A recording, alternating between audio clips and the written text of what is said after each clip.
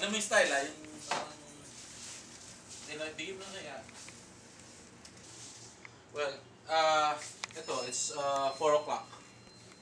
And kailangan talaga magmerienda ng mga alas 4 na kasi nakakapagod din yung mag-Facebook ka buong araw. So, ito,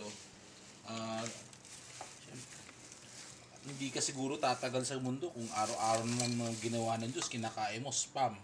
But, today, spam yung kinakain ko kasi masarap naman talaga yung spam. So, yan. 4 o'clock, merienda time dito talaga sa TOT.